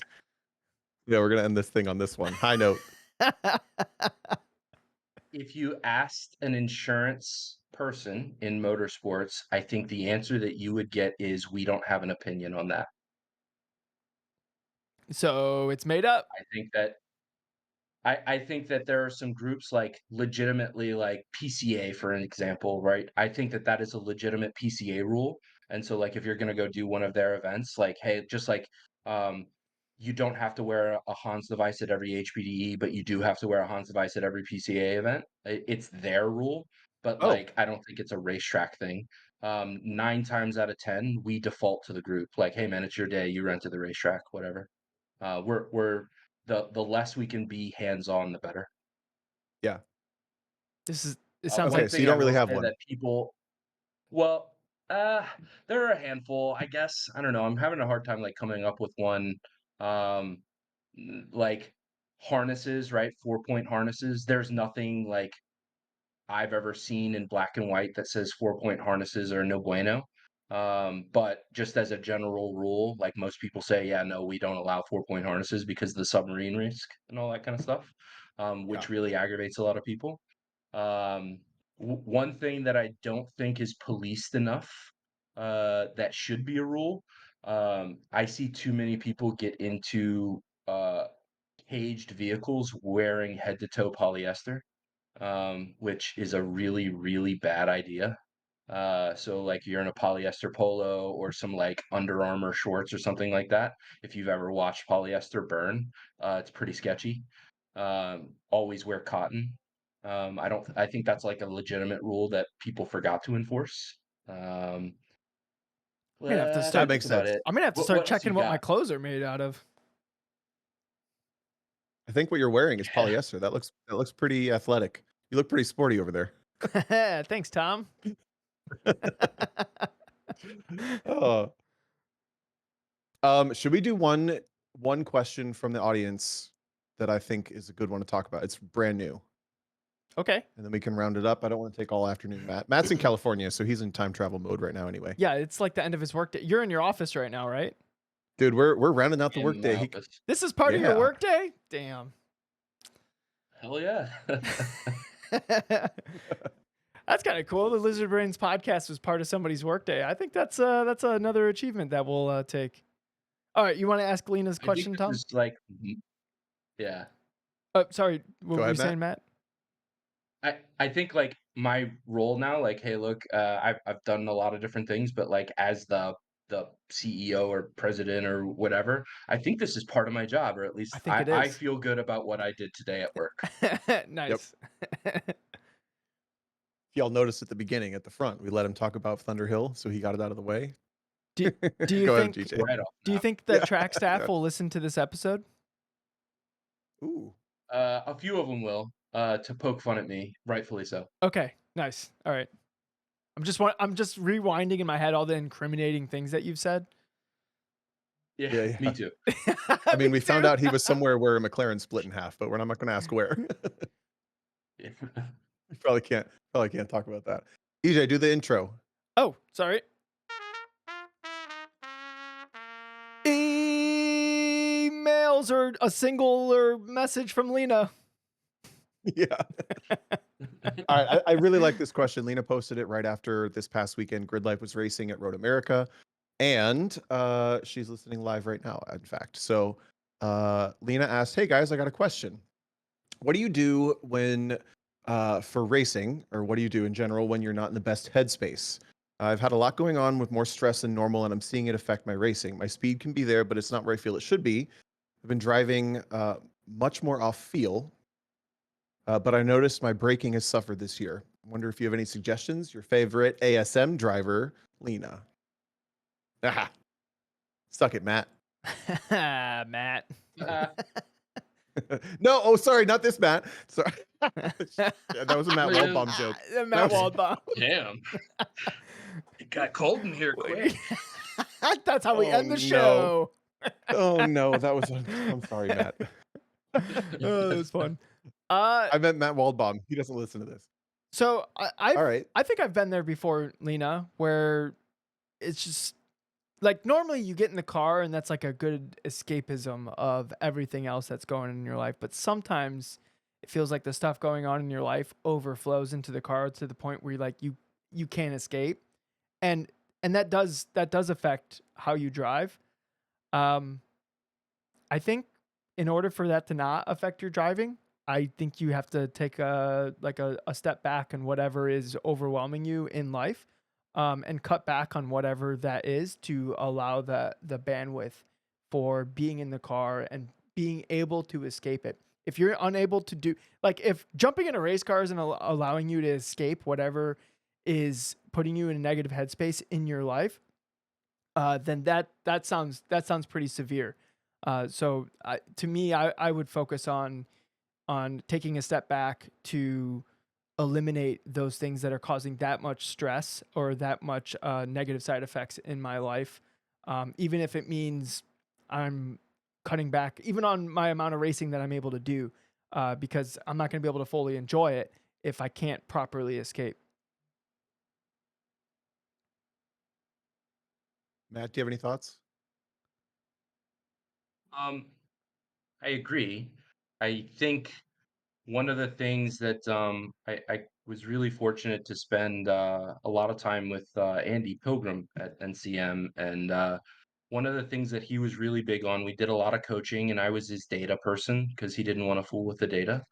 Um, and one of the things that he's really big on is having a hook, right? So uh, something in your process of getting into the race car that kind of puts you in that, I think Ross Bentley writes a lot about it, like that performance mindset.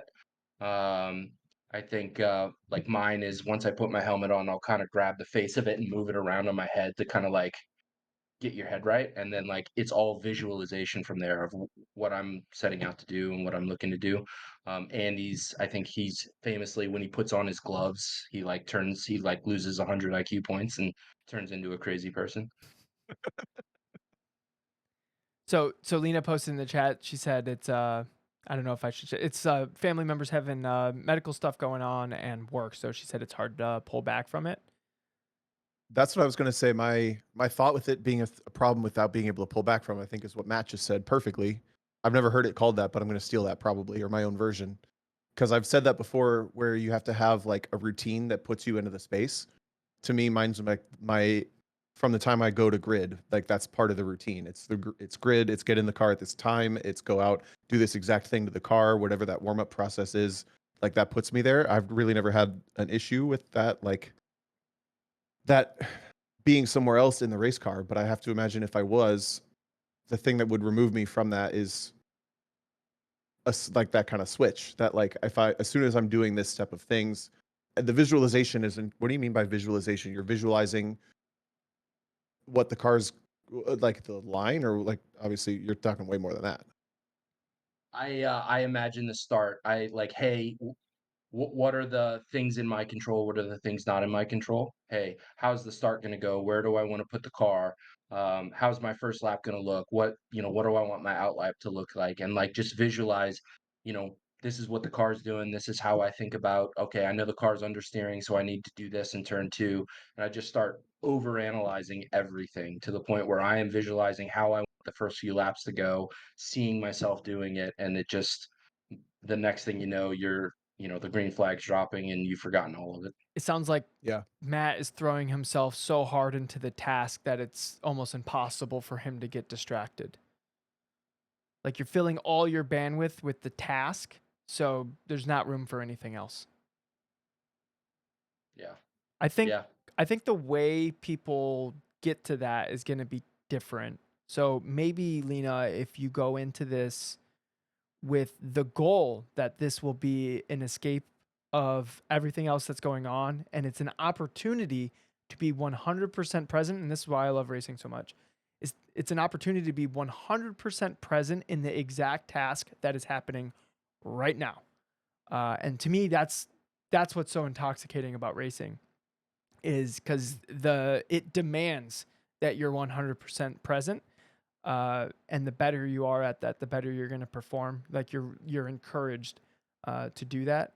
So maybe practice flipping that switch or the hook or however else you want to word it. But I think it's a practiced skill, and if it's a practice skill, that means it's also a skill that can get rusty. So if you find yourself getting rusty on it, then you just have to practice just that switch, whether it's when the visor goes down or the gloves go on or whatever it is. You gotta get it practiced up.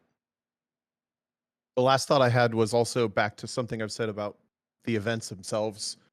When I have a negative attitude, when I was working events for sure, when I have a negative attitude about the event, I tend to drive worse in the event because I'm kind of being shitty about it. Like, especially when I was putting on local autocrosses, if the course setup was late and then registration was bad and I was like part of all that and the whole thing was just bad, I would autocross poorly too. So I would only say for your self reflection, if you have a negative thought process towards something about the activity, whatever angle it may be, that could be keeping you in the negative headspace slightly when other things can easily put you there, something like work is stressful, then I would try to like actively focus on shifting that negative thought towards it, whatever, if there is a negative thought while you're at the track about something at the track that you can control. Like if I'm having fun at the event, then it's a lot easier to immerse. So I don't, if you can analyze like, am I having fun at the event? Why am I not having fun? Or am I being, less positive about something than I could be? That's a big one for me anyway. Yeah, I think on that note, I think it's important to acknowledge that like you're very not entirely sure the right word, but very fortunate or lucky, or like this is exactly where you want to be right now. Like recognize that like this, I wouldn't rather be anywhere else than here right now. And if you do happen to want to be somewhere else, then you certainly are spending a lot of money to not be where you want to be. Damn. I'm gonna go on a limb and say when you're at a racetrack, that's exactly where you want to be, is at that racetrack, right? Yeah. So Yeah. so just remind Right, Matt? yourself like this is exactly where I want to be. Okay, that one was actually at Matt because he's like, I work here. Can I go home? No, seriously, it's Yeah. finding the balance of the passion and work has been a struggle the longer I do this. Yeah. Well, that's why I asked, like, how do you keep where We're on a similar timeline here, so we got to keep each other like going, so we can be those old guys someday at the racetrack. Ooh, and you All guys, three of us talking about. yeah, you guys will be on some like Remember that time? podcast talking about all these crazy stories, and you're gonna bring up that bulldozer again, and it's gonna blow people's brains again. They're gonna be like, "Oh my God, turn 5. That's why it's a sinkhole Yeah, instead of a bump." that's still blowing my mind. So, Well, cool. DJ, have any more questions? no, I think we're good on the questions. Did we both just try to segue to the outro at the exact same time? Well, Tom, what are you doing this weekend? Oh, he beat me to it. I'm going autocrossing. What are you doing? Are you going to Finger Lakes? Yeah, I'm going to Finger Lakes Autocross. I'm co-driving with Sam Strano in his Mustang. Oh, that's right. You already told me this. I forgot. I asked somehow. you. Yeah, we talked about doing mini episodes. Oh, I'll make sure I pack all the things. I'm gonna be there like Friday midday. I took vacation day because I'm working tech because I'm leaving like super early on Sunday. So I don't know how that episode will go, but That's all right. So DJ and our autocrossing. Matt, what are you doing this weekend? What do you have to look forward to this week? I am taking my wife to the Bouchon Bakery in Napa Valley, which is a Michelin star bakery to get croissant. Bouchon? Did I say that correctly? Croissant.